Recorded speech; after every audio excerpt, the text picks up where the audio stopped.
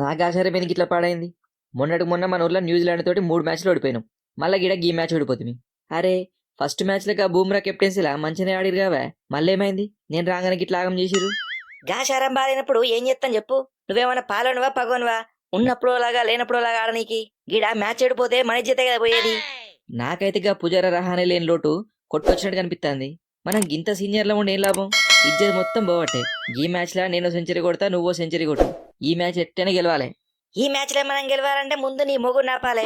గాన్ని జల్ది అవుట్ చేయకపోతే చాలా కష్టం. మొగుడా గాడేవాడు? ఇంకెవరు? గా హెడ్. అన్ని టీంలకు నువ్వు మొగుడు అయితే వాడు నీకు రంగు మొగుడైండు. వాడిని తలుచుకుంటేనే నాకు హెడ్డేక్ వస్తుంది. గాడేందివే నాకు ఇట్లా తగిలిండు. వన్డే వరల్డ్ కప్ ఎత్తుకపోయాడు, WTC ఫైనల్ ఎత్తుకపోయాడు, ఇప్పుడు మళ్ళీ నిన్న ఈ మ్యాచ్ ఎత్తుకపోయాడు. వాడిని ఎత్తుకపోను వాడిని ఏం చేయాలి చెప్పు? అరే ఏం రోహిత్ అన్న గట్లా ఫీల్ అవుతాను? నేలేనా గిడ? నేను చూసుకుంటది.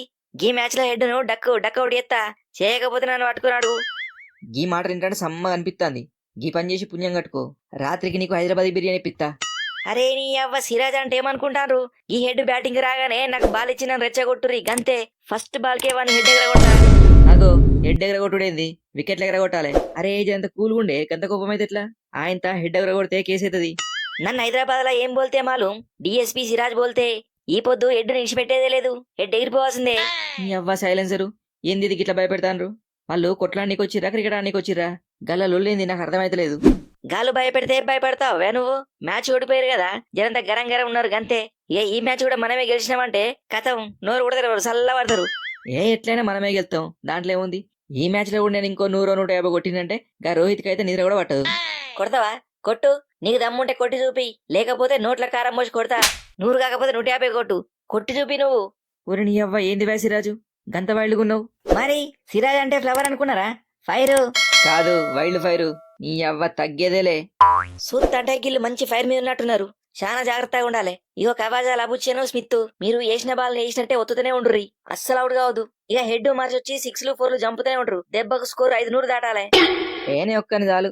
స్మిత్ ఒత్తితే బాల్ పైకి లేవని కూడా లేవదు. ఎక్కడ వేసిన బాల్ అక్కనే పండబెడతా. చూసినవారో ఇది వాళ్ళ ముచ్చట్లు. అప్పుడే ప్లానింగ్ శురు చేసిర్రు. మనం కూడా గట్టే ప్లానింగ్ చేయాలి.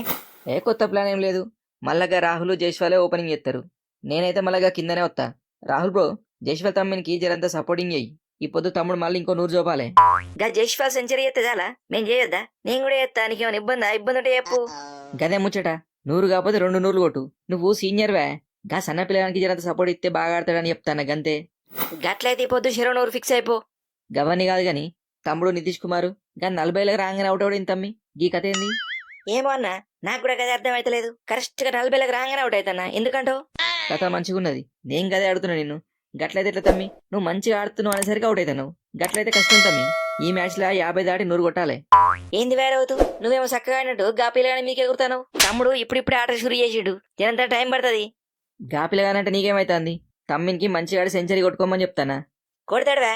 100 కాకపోతే 150 కొడతాడు. ఎవరనుకున్నావు? మా కాటేరమ్మ ముద్దు బిడ్డ. మా పిల్లగాని జోలికొస్తే ఊరుకోం. అట్లనా? అయితే నీకు దమ్ముంటే గా దమ్ముతో 100 కొట్టిపోయావు చూస్తా. 100 కాకపోతే 2 100లు కొట్టిపిత్తా. మా హెడ్ గాని మీ ఒట్టే చెప్తానా, గీ నితీష్ కుమార్ తోటి 2 100లు కొట్టియకపోతే మా హెడ్ గాని మూతి మీద మిసని చేస్తా.